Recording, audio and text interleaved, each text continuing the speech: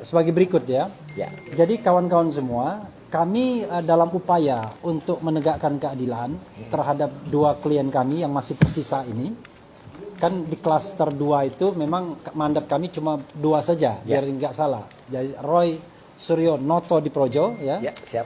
Yang kedua adalah Dr. T. Fauziat Yasuma atau Dr. Tifa.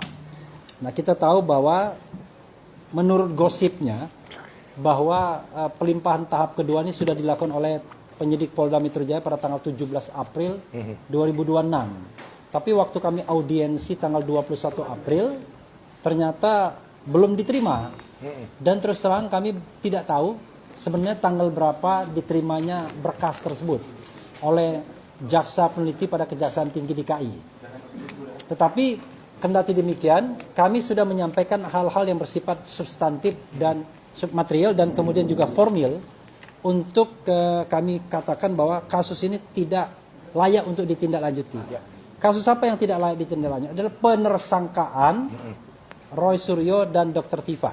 Itu yang harus dipahami.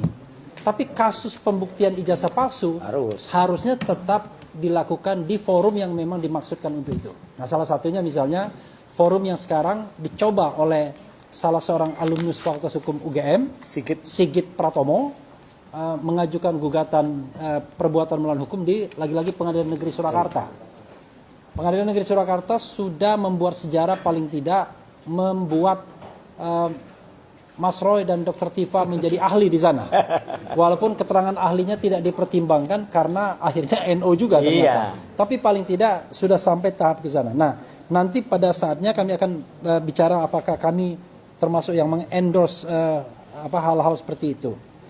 Jadi kami sudah menyampaikan surat itu ke Komnas HAM. Bisa nggak di semua surat ditaruh di sini ya? Jadi biar kita tahu suratnya tertanggal berapa. Kami juga menyampaikan surat ke Kejaksaan Tinggi DKI. Kami juga menyampaikan surat ke Ditreskrimum Polda Metro Jaya.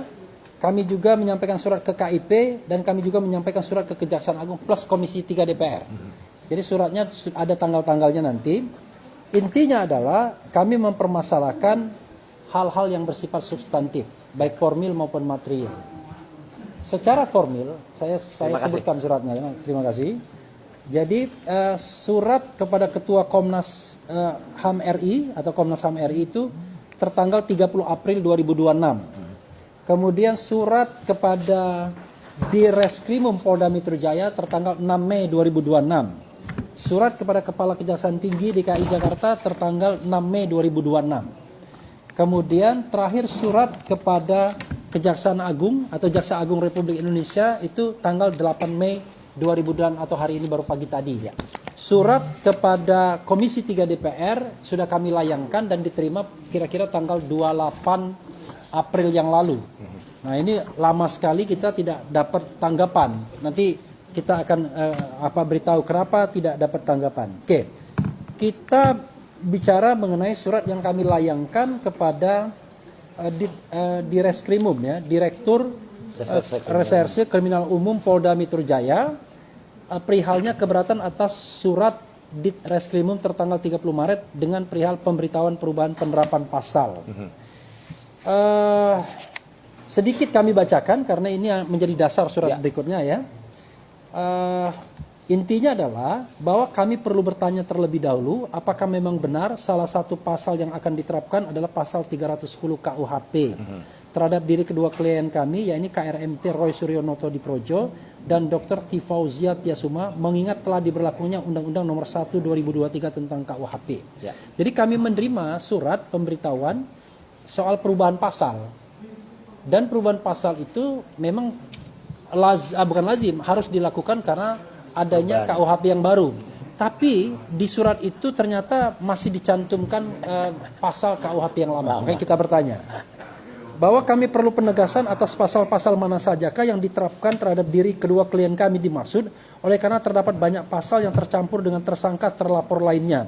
Dan apakah telah diterbitkan SPDP baru, mengingat kedua klien kami tidak memperoleh pemberitahuan apapun. Jadi surat perintah dimulainya penyidikan.